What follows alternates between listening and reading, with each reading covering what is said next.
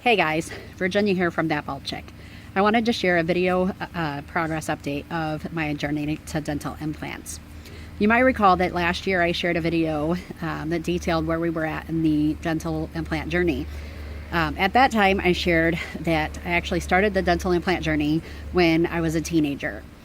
I had surgery when I was 17 to break my jaws and move them, and to harvest bone from my hip and graft it into my mouth.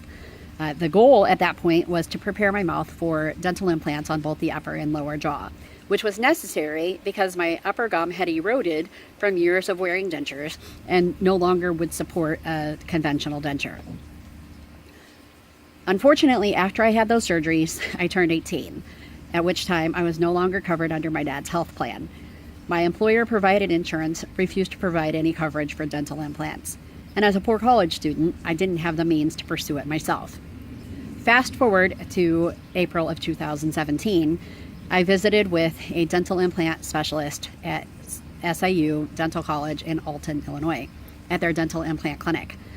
I sought out his expertise because I was having increasing problems with keeping my denture where it belongs.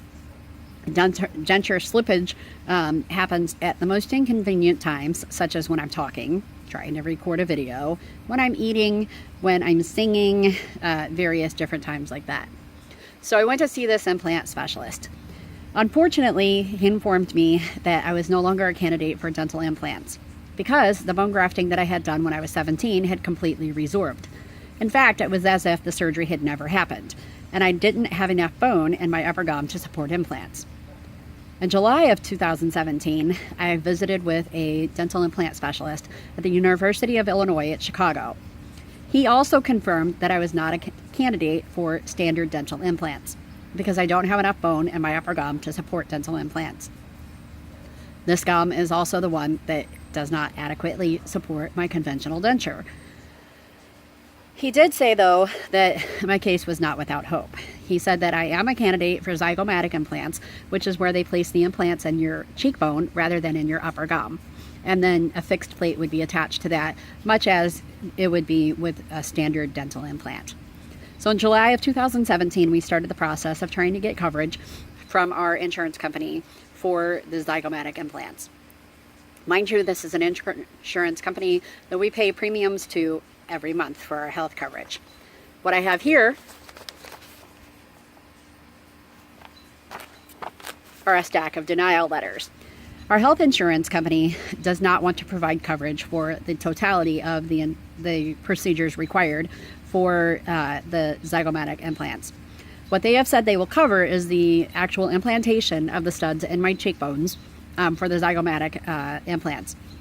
What they don't want to cover is the fixed plate that is required afterward.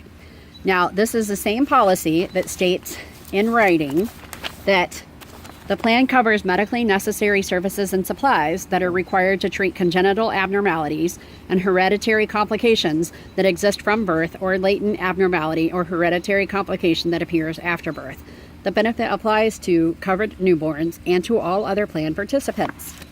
The plan also states in writing elsewhere that they cover certain prosthetics, including false eyes and false limbs. And yet, they're denying coverage for the fixed plate that is required after I have the zygomatic implants. Their rationale is that the fixed plate is a dental benefit, not a medical benefit. However, the anomaly that causes me to need the fixed plate is a congenital birth defect. I have ectodermal dysplasia. I was born with only 8 permanent teeth buds, 2 of which I still have. The rest of mine I don't have. All of that to say, it's not fair that we have to fight almost a year to get coverage that we pay premiums for because the insurance company says we'll pay for some prosthetics, but not if they go in your mouth. We'll pay for some congenital anomalies, but not if it affects your dentition. This isn't fair. We pay premiums for health insurance. This anomaly is a congenital birth defect. It should be covered. All of that to say, my son and I have the opportunity next month to go to Washington, D.C., to Capitol Hill, to meet with legislators and to share with them our stories of unfair insurance denials.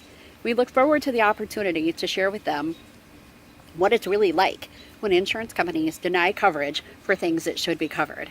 When insurance companies pull its dental card or its cosmetic card to deny coverage for things that are medically necessary, such as teeth. So we're going to Washington, D.C. We look forward to sharing with you more about what our time in Washington, D.C. is like. We look forward to hearing legislators say that they are going to push legislation that will require medical insurance companies to cover congenital anomalies, including the absence of teeth. If they cover other congenital anomalies and provide prosthetics for those, they should cover this as well. And we're looking forward to talking with legislators about pushing that kind of legislation. Follow up with you more if we get any more updates as far as the insurance coverage for my own procedures go. And I look forward to sharing with you about our time in Washington, D.C. on Capitol Hill as well. Have a great day. Thanks.